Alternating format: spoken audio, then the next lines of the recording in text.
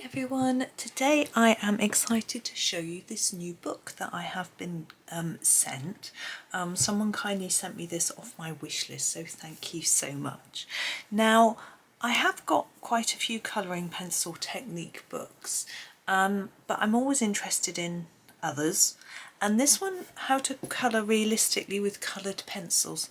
Now I had a look at the cover and a bit of the flip through and review on Amazon before I added it to my wish list, and I could see that it doesn't look too complex. Although it says realistic, it's not photorealistic, which I think is good because that's not something that I am aiming for, but it's nice to sometimes get some new techniques. Now I'm going to flip through this. I'm not going to read you everything. I'm not going to show you all the details because I don't think that's fair on the author. If you like the look of it, then, you know, obviously you need to buy it and not just read my copy. But we will have a little look, and I think there are exercises and we could perhaps do one.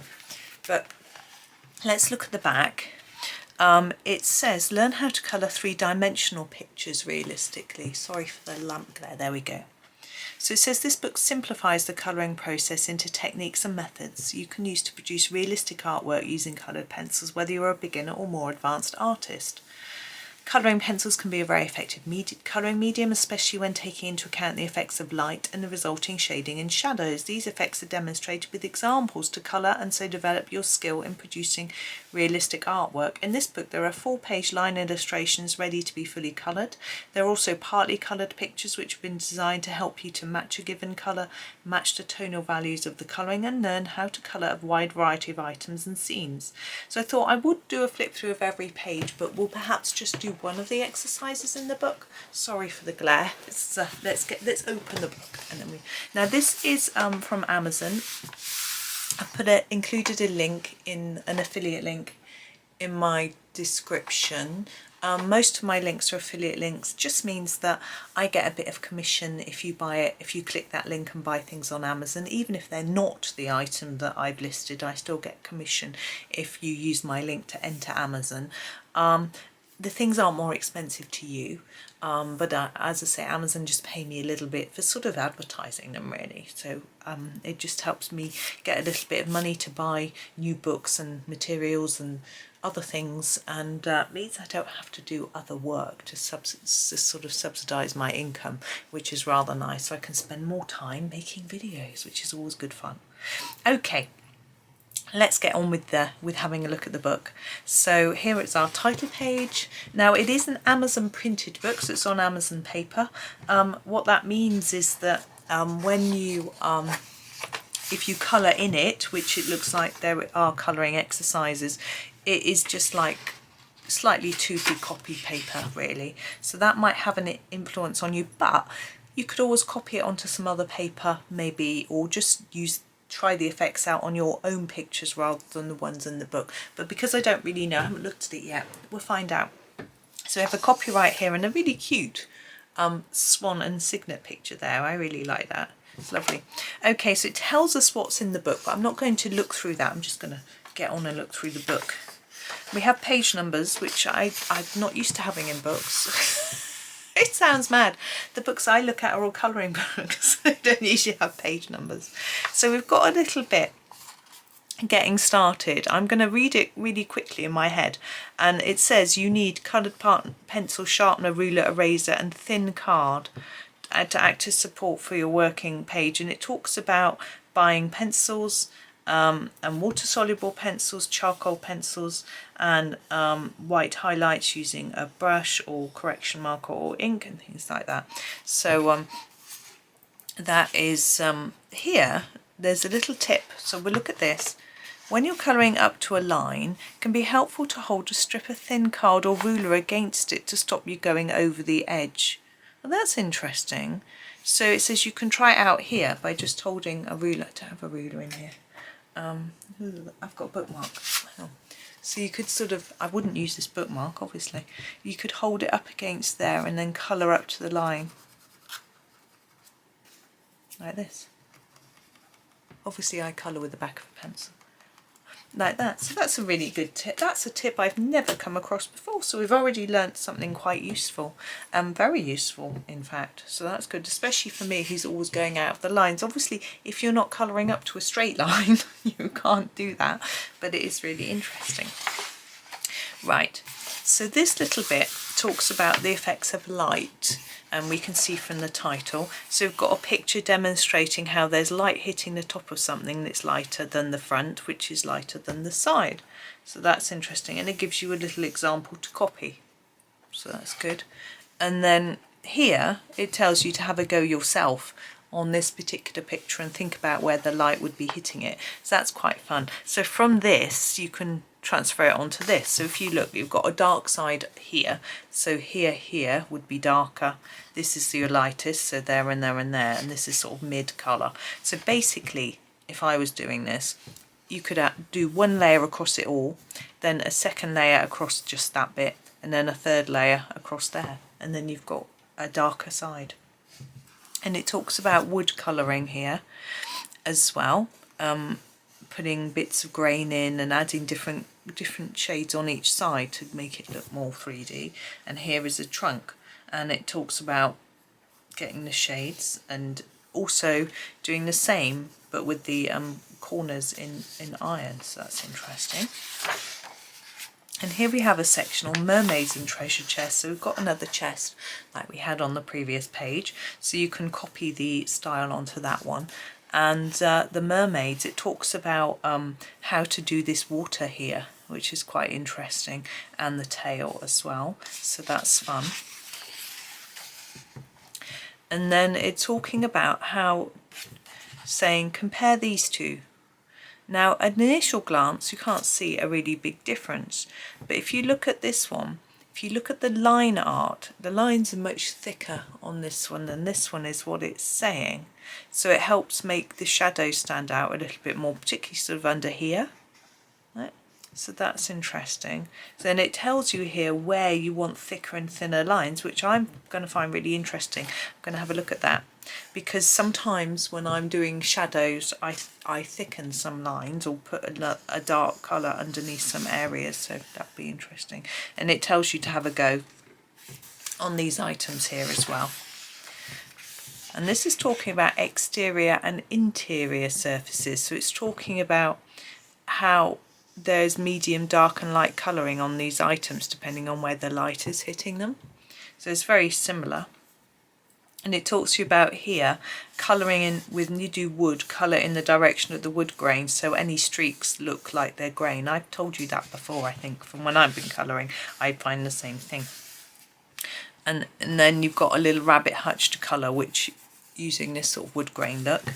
And here, this one, it says the shed has got holes and knots in it, so you can, and the top is felt, so you can colour it with patches and streaks for moss and things like that. So it gives you a little idea of how to colour that one. And here we talk about light and shade. So it talks about deciding which side it's lit from, right or left, or top or bottom. I usually always do things from the top, but obviously it's completely up to you. And there's a shadow on the ground, there's different light on different sides, so it's interesting. What I like here is that this partially coloured picture here is really, my phone's ringing. Sorry about that, the phone rang and now I've forgotten what I was saying. I think I was saying it's nice how this is partly coloured so that you can, you know, have a go and do a little more yourself.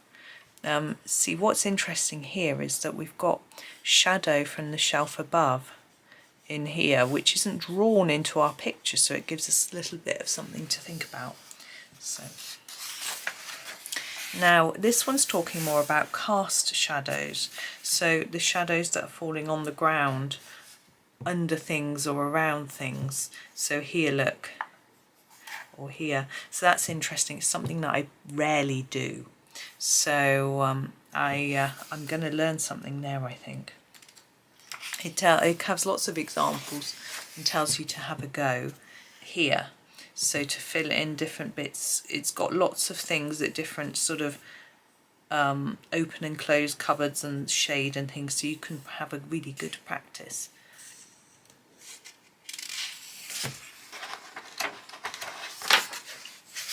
Now this one is, it says there's a farmyard scene, here it is, big old page, and it has some different bits for you to practice before you colour the full page. Now, I'm not usually very keen on doing that because I'm so lazy, I just like to get on and do the actual page, but it means that you can try fur, feathers, wood, all sorts of different things, and have a go. So we've got the wood here, and if we have done the exercises before we would have practiced wood, but I like here the way we've got sort of mossy green with a sort of grey weather beaten wood, things like that. That's quite nice. And here, look, with the tiled roof, we've got a tile here that doesn't match the rest, where it's been replaced with a different one, that sort of thing, you know, and the reflective glass, that's quite difficult.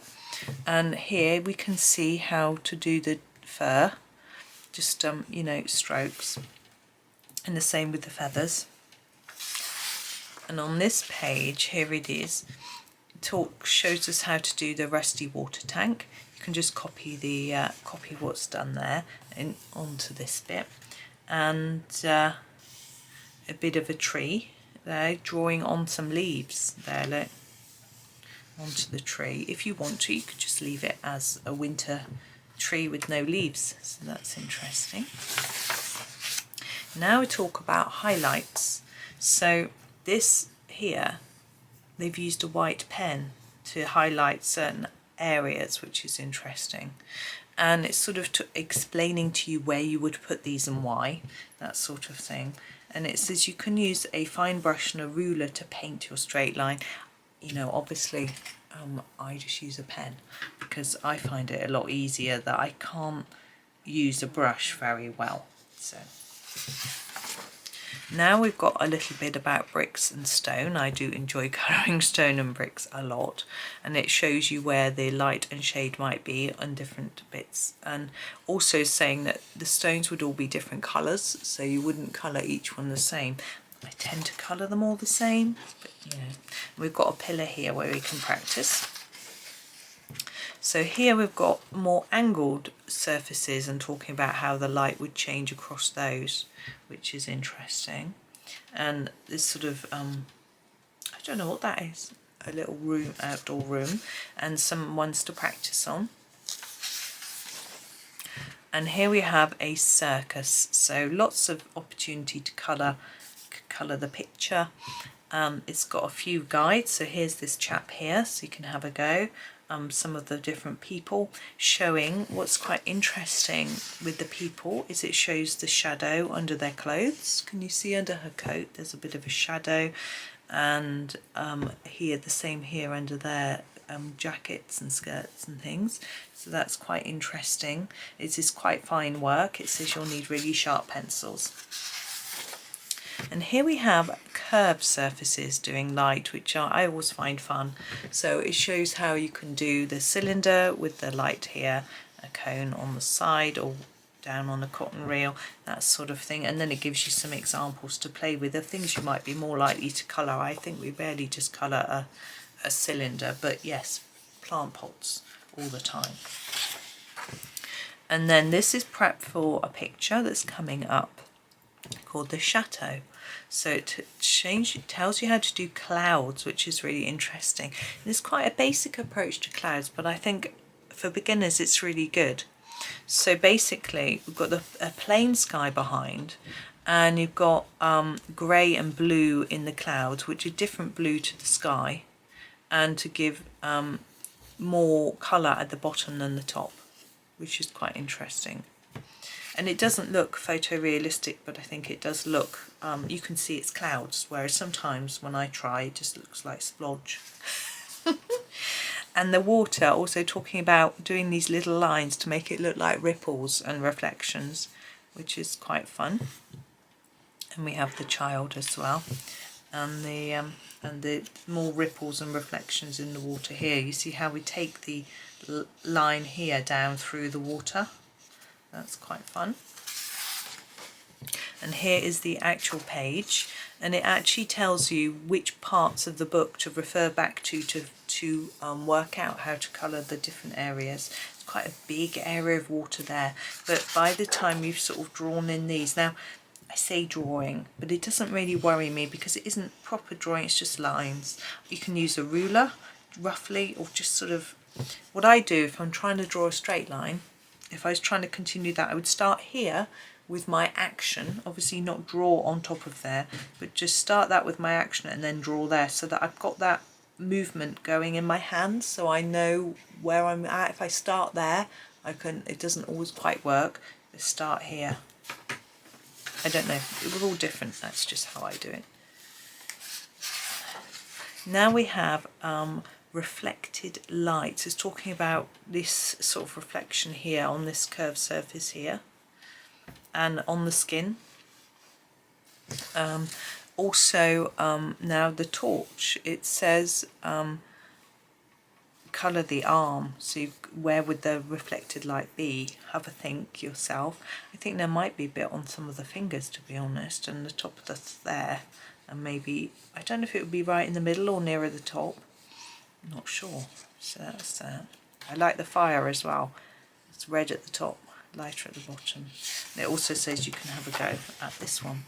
Now it talks about coloured paper, which is really interesting. I rarely use coloured paper, most colouring books don't have coloured paper, but some do have black pages. So this is talking about how reflected light has to be, it has to all be a little bit different, and you have to actually use white rather than leaving gaps for your shine. So that's really interesting. And then it talks about how you can do soft toys with little strokes to make fur. That's fun.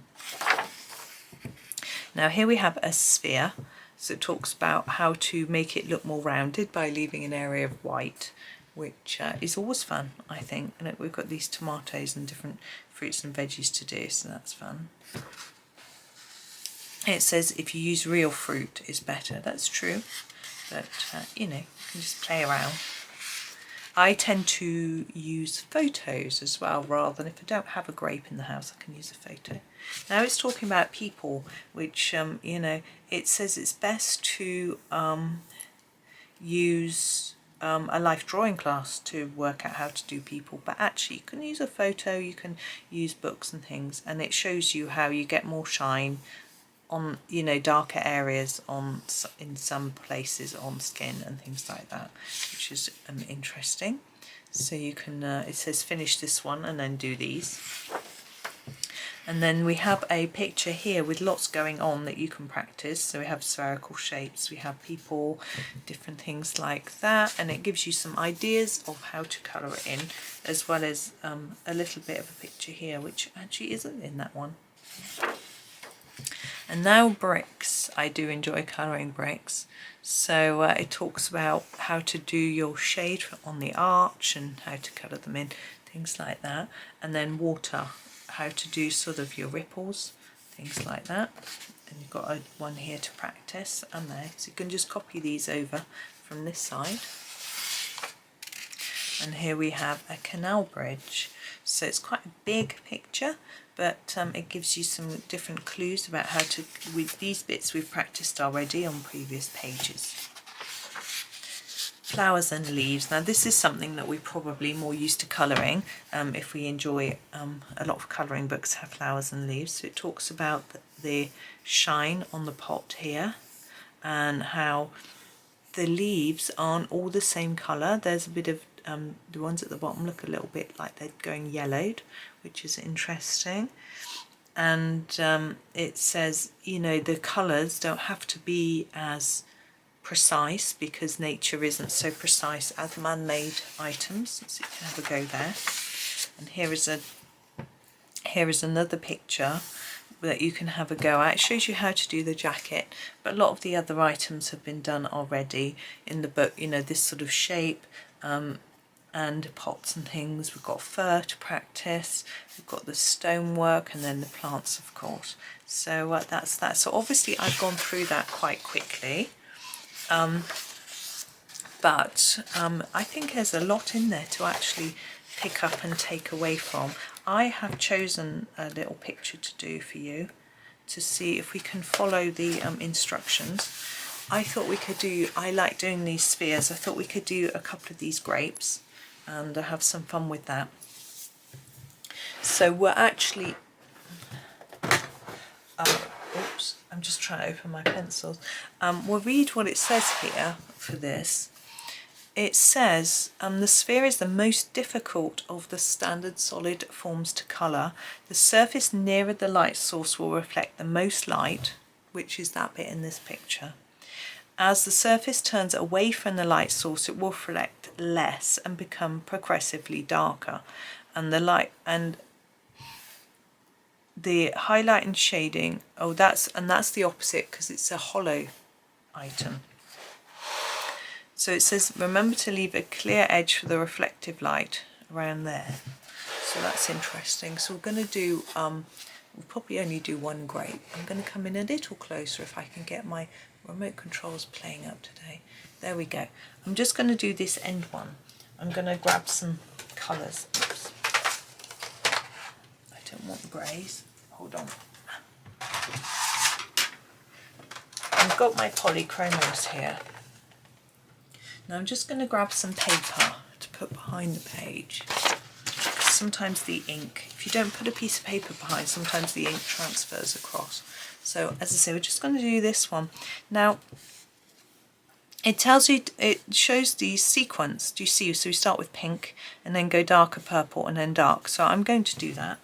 So I'm going to start with this sort of pinky colour. Where shall we go? We'll use this one. We'll use a light magenta. Okay, I don't know if you can see. It doesn't really matter. And this, I think this is this one. Yeah. So I'll do this one so that it looks the same. So I can see we'll go over the whole thing apart from leaving a little bit there and a little bit there.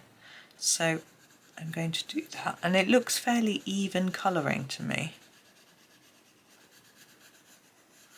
So I'm going to do the easy bit first, like that.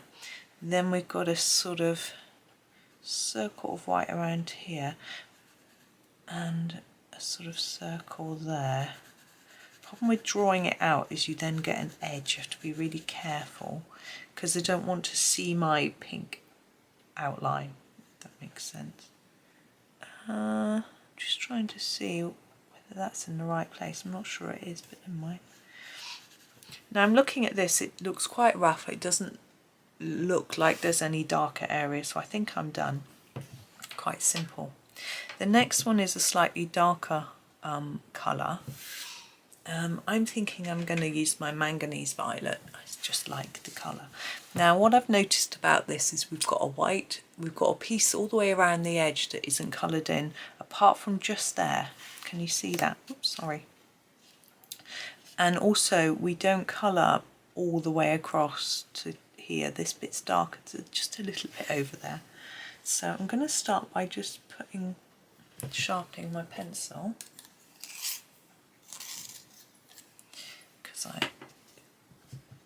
And putting an edge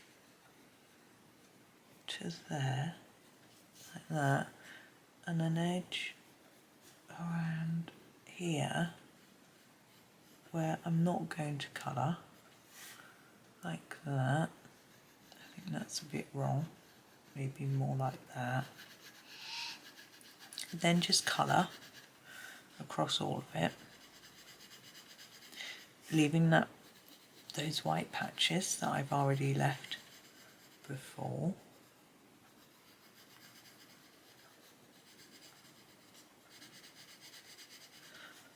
Trying to make it look a bit more even there, like that. And then I'm looking at this and I'm thinking this bit to me looks a bit darker, so I'm going to go over that again.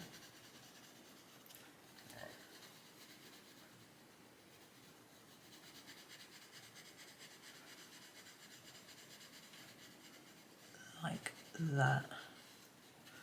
Okay, and then I need a darker colour for our last step, which is this one. And it looks like we've still left this outside and this white patch, but around here is a bit lighter. So let's go darker down here. Take this up. But as we get towards that white patch, just fade it off. Now this one's a bit different. It's quite dark here, but it's faded there.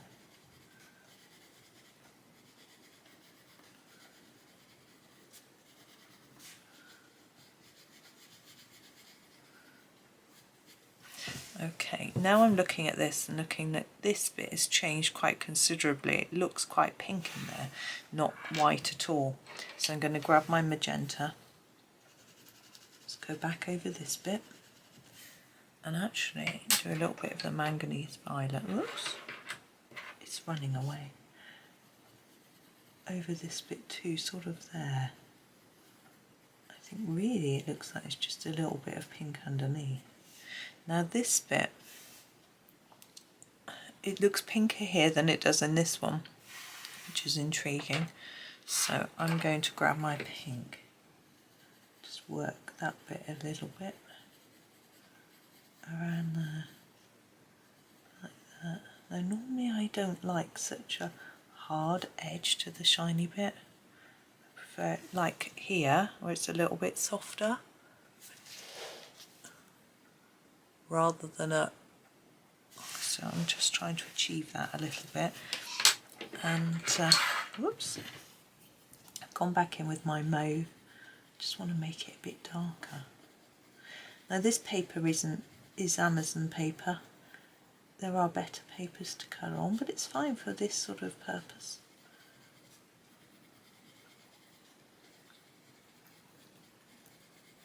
There we go. I'm finished with that. So you can see it looks quite shiny. I'm quite pleased with that. So there's our grape. That one's obviously facing the other way, so it's going to be a little bit different. I'm thinking, where would the shine be? If the shine's on that side, I'm thinking it would probably be there. So I'm not sure. But there we go. I am going to leave that there. But I just think if you want to learn some basic techniques, actually it all seems explained nicely.